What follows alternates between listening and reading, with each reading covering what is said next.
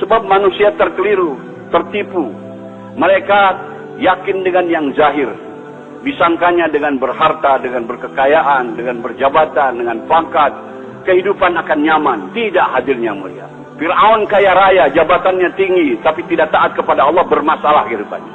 Karun kaya raya, orang terkaya di dunia ketika itu, tapi tidak mau taat kepada Allah, bermasalah hidupnya. Namrud juga raja dunia, dia tidak taat kepada Allah, bermasalah kehidupannya. Semua masalah-masalah datang kepada kita dari dia taat kepada Allah Subhanahu wa Ta'ala. Bukan karena pendapatan kecil, bukan karena miskin, bukan. Yang menyusahkan kehidupan kita ini adalah dosa-dosa kita sendiri. Hadirin, di Jakarta ada ungkapan kata gubuk derita. Maksudnya karena tinggal di gubuk hidup menderita. Sebetulnya yang bikin menderita bukan gubuknya, tapi dosa-dosanya hadirnya. Orang yang berdosa itu walaupun tinggal di gedung yang mewah, tetap hidupnya akan gelisah, hadirnya mulia.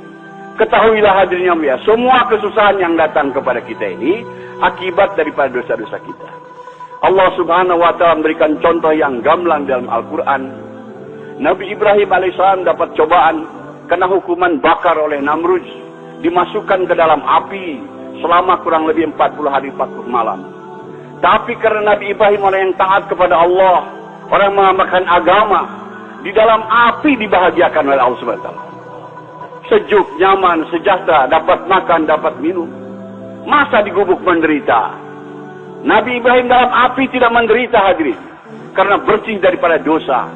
Andai kata hidup kita lurus taat kepada Allah, dalam gubuk pun akan dibahagiakan oleh Allah Subhanahu wa Ta'ala. Hadirin yang mulia, ini harus kita camkan, tanamkan dalam hati kita keyakinan dan beritahu dunia bahwa kebahagiaan bukan dalam kebendaan, bukan dalam kekuasaan, tapi dalam taat kepada Allah. Siapa yang tidak taat kepada Allah akan celaka hidupnya, dunianya apalagi akhiratnya. Kita bertanggung jawab atas perkara ini. Setelah Rasulullah SAW wafat, tidak akan ada lagi kedam Nabi ke dunia yang memberikan peringatan kepada manusia. Kita selaku umat Nabi Muhammad SAW beritahu kepada dunia supaya manusia ini selamat.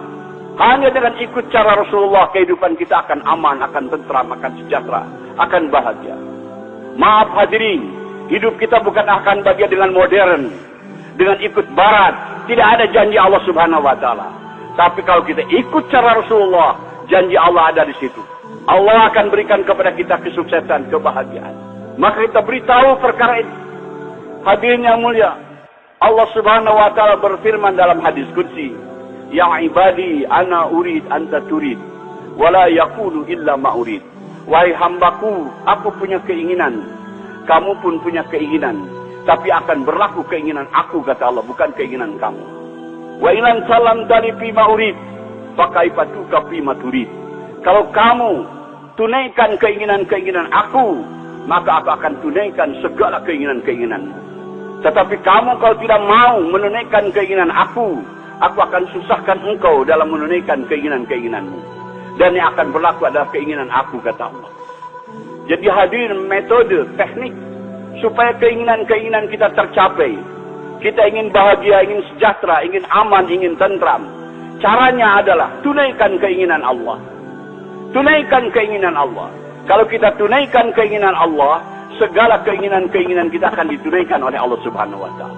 Allah Subhanahu wa Ta'ala, pencipta kita, pencipta alam semesta semuanya. Dia yang berkuasa, hadirin. Allah berkuasa membahagiakan hambanya walaupun dalam gubuk. Allah berkuasa membahagiakan hambanya walaupun dalam kemiskinan. Allah berkuasa juga menyusahkan hambanya walaupun dalam istana. Allah berkuasa menyusahkan hambanya walaupun di tengah kekayaan, kaya raya. Hadirin, hanya dengan jalan taat kepada Allah. Apa keinginan Allah tadi, hadirin? Allah tidak minta diberi makan, diberi minum. Allah ingin supaya agamanya diamalkan. Kalaulah kita mengamalkan agama Allah, apa yang kita inginkan, keamanan, ketentraman, kesejahteraan, kebahagiaan akan datang kepada kita. Ini janji Allah Subhanahu wa Ta'ala. Jadi caranya adalah bukan dengan kemewahan, adalah caranya tunaikan keinginan Allah, yaitu agama. Hari ini orang ingin bahagia, agama ditinggalkan. Tambah jauh, tambah sesat, hadirnya mulia. Maka kumpul-kumpul kita di sini, hadirin, untuk memahamkan pertama kepada diri kita perkara ini. Setelah itu kita bangkit korban, beritahu ke seluruh dunia Bahwa kebahagiaan bukan dalam kebadaan, bukan dalam ekonomi, bukan dalam industri, bukan dalam perdagangan, tapi dalam agama. Hari ini kesalahan umat Islam sibuk dalam perdagangan, sibuk dalam industri, sibuk dalam pembangunan, tapi tidak taat kepada Allah. Wallahi tidak akan bahagia akhirnya. Kita ingin bahagia tapi tidak ikut cara Rasul. Kita mau ikut cara barat, tidak bisa, tidak dijamin Allah. Bahagianya akan datang dengan ikut cara Rasulullah SAW.